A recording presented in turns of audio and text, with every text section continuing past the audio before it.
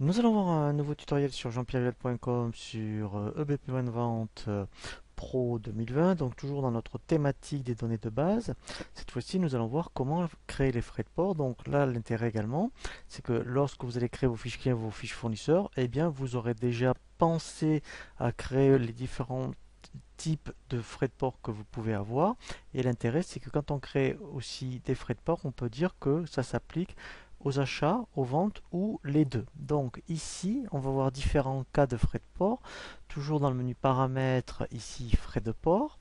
Alors on va voir déjà un cas très simple, des ports forfaitaires par exemple. Donc là je fais ajouter. Voilà, donc là je vais l'appeler port. Ici je mets frais de port.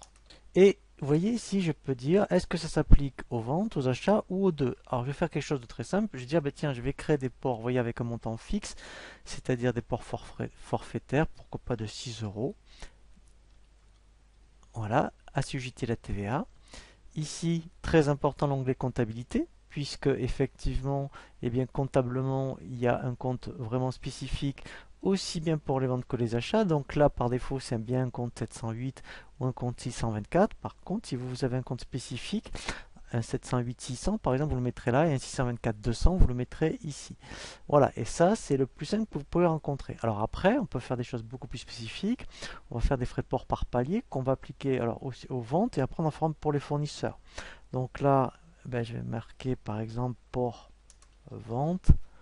Toujours pareil, frais de port qui s'applique que sur les ventes. Alors, vous pourriez aussi avoir différents types de frais de port en fonction, par exemple, des familles de clients, par exemple. Et là, en fait, ça veut dire, eh bien, ce n'est pas un montant fixe, mais par exemple, c'est par rapport à un palier sur des montants facturés. C'est-à-dire qu'ici, eh bien, je vais dire, eh bien, jusqu'à 100 euros, c'est bien sûr en fonction des activités, hein. J'ai un frais de port de 6 euros. Peut-être que entre 100 et 500, voilà. Là, j'ai des frais de port de 4,90 € et au-delà, plus de 500 euros, eh bien, j'applique un franco. Voyez?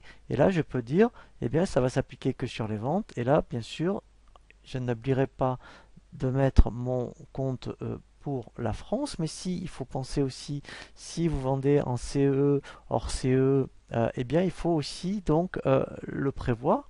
Donc là, il faut absolument que vous mettiez un autre compte, hein. Donc ici, effectivement, il faut vraiment le prévoir, hein, puisque quand vous ferez le transfert comptable, si c'est un client en CE, ça sera pas celui-là qui prendra, mais ce sera celui-là. Donc là, bien sûr, vous aurez mis un compte comptable correspondant, hein.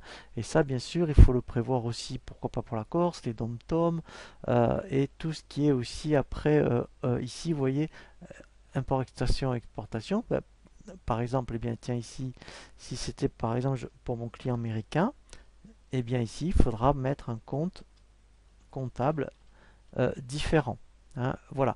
Et ce qu'on vient de faire, là, on l'a prévu pour les ventes, mais vous auriez la même chose pour les fournisseurs. Donc en fonction de vos fournisseurs, alors là vous pourriez mettre en fonction des. Alors ça, il faut le mettre bien sûr, hein, quand vous avez toujours, vous commandez très souvent avec le même fournisseur, et bien vous appliquez. Donc là vous dites ça ne s'applique que pour les achats.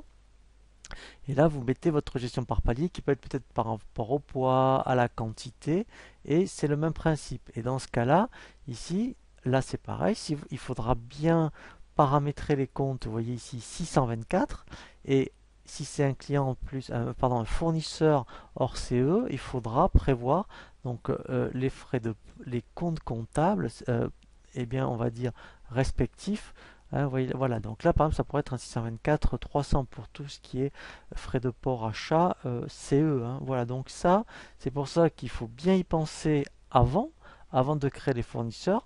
Comme ça, après, une fois que c'est bien créé, quand vous créez votre fournisseur, vous appliquez les frais de port correspondants.